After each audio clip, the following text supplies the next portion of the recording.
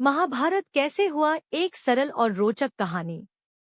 बहुत समय पहले हस्तिनापुर नाम का एक विशाल और समृद्ध राज्य था।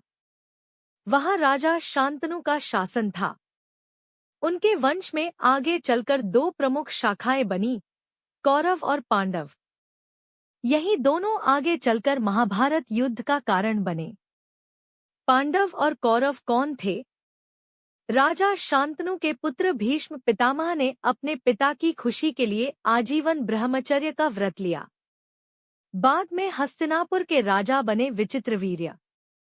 उनके निधन के बाद उनके पुत्र धृतराष्ट्र और पांडु बड़े हुए। धृतराष्ट्र जन्म से अंधे थे। पांडु स्वस्थ और योग्य थे, इसलिए वे राजा बने। पांडु के 5 पुत्र हुए, युधिष्ठिर, भीम, अर्जुन, नकुल और सहदेव। इन्हें पांडव कहा गया। धृतराष्ट्र के 100 पुत्र थे, जिनमें सबसे बड़ा था दुर्योधन। इन्हें कौरव कहा गया। दुश्मनी की शुरुआत। बचपन से ही दुर्योधन पांडवों से ईर्ष्या करता था। उसे लगता था कि पांडव उससे अधिक बलवान और योग्य हैं। विशेषकर भीम और अर्जुन की वीरता उसे खटकती थी। जब पांडवों ने शिक्षा पूरी की और जनता में प्रिय होने लगे, तब दुर्योधन ने उन्हें मारने की योजना बनाई। उसने उन्हें लाक्षागृह, मोम का महल, में जलाकर मारने की कोशिश की, लेकिन वे बच निकले। जुए का खेल और वनवास। समय बीता और राज्य का बंटवारा हुआ। पांडवों को इंद्रप्रस्थ मिला, जहां उन्होंने सुंदर नगर बसाया। उनकी सफलता देखकर दुर्योधन फिर जल उठा। उसने अपने मामा शकुनी की मदद से युधिष्ठिर को जुए के खेल में बुलाया। युधिष्ठिर धर्मप्रिय थे, लेकिन जुए में फंस गए। उन्होंने एक एक करके अपना धन, राज्य, भाइयों और अंत में अपनी पत्नी द्रौपदी तक दांव पर लगा दिया और हार गए। सभा में द्रौपदी का अपमान किया गया। यह घटना महाभारत युद्ध का सबसे बड़ा कारण बनी। अंत में तय हुआ कि पांडव 13 वर्ष का वनवास भोगेंगे, 12 वर्ष वन में और 1 वर्ष अज्ञातवास में।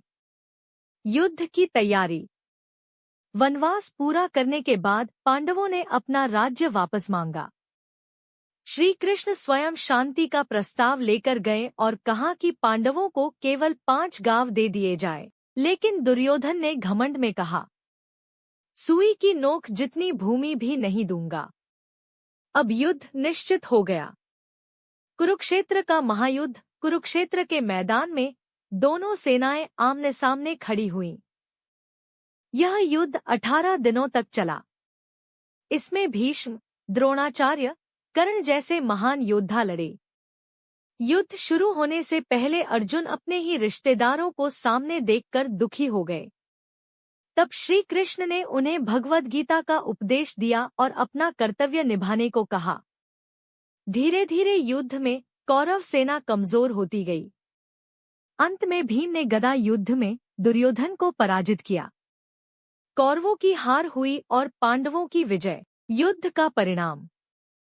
यह युद्ध बहुत विनाशकारी था। लाखों सैनिक मारे गए। पांडव जीत तो गए, लेकिन अपने ही प्रियजनों को खो दिया। अंत में युधिष्ठिर राजा बने और न्यायपूर्वक राज्य चलाया। शिक्षा। महाभारत हमें सिखाता है, ईर्ष्या और अहंकार विनाश का कारण बनते हैं। धर्म और सत्य का साथ अंत में जीत दिलाता है। गलत रास्ते से प्राप्त की गई शक्ति टिकती नहीं। यह केवल युद्ध की कहानी नहीं, बल्कि जीवन, धर्म और कर्तव्य की गहरी सीख देने वाली महान कथा है।